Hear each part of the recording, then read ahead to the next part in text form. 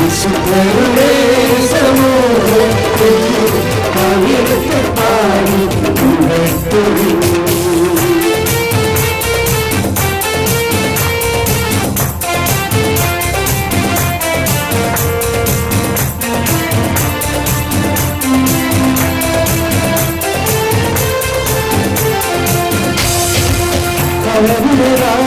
രാജാക്കന്മാരെ ചങ്ങലകളിലും പ്രഭുക്കന്മാരെ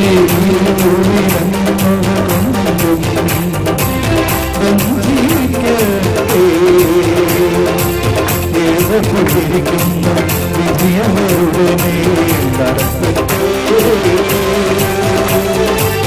അവിടുത്തെ വിശ്വസ്തത്വ ഇത് മഹത്വമാണ്. കർത്താവിനെ സ്തുതിക്കുവിൻ.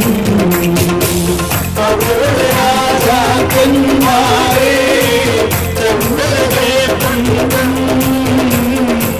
പ്രഭുക്കന്മാരെ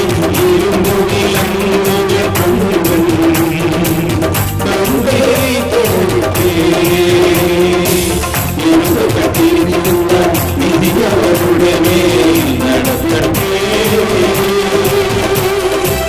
അവിടുത്തെ വിശ്വസ്തൻ ഇത് മഹത്വമാണ്. കർത്താവിനെ സ്തുതിക്കുവിൻ. കർത്താവിനെ സ്തുതിക്കുവിൻ.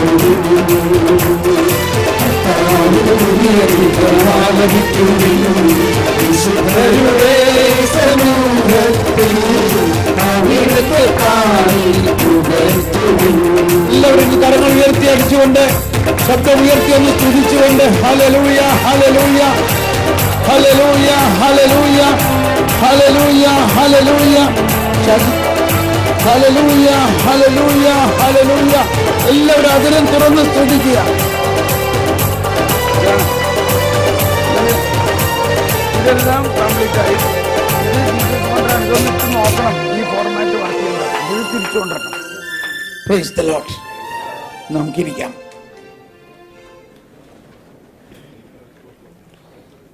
നമ്മൾ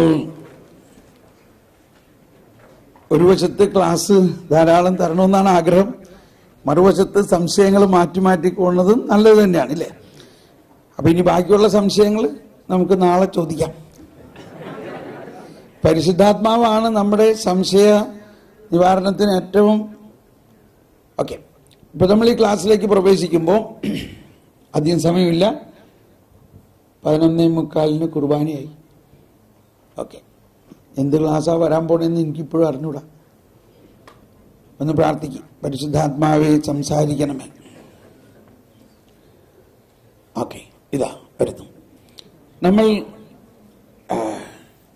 മറ്റൊരു വിഷയമാണ് പ്രാർത്ഥന. നമ്മൾ ചെറുപ്പം മുതലേ പല പ്രാർത്ഥനകളും പഠിച്ചിട്ടുണ്ട്.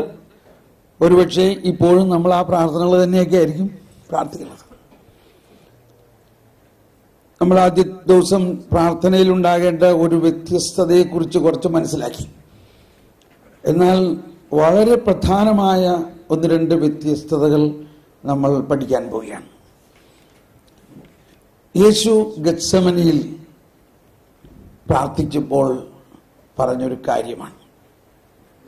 ഇത് പ്രാർത്ഥനയുടെ വലിയ ഒരു ന്യൂ സ്കൂളാണ്. New school. മർക്കോസിന്റെ സുവിശേഷത്തിൽ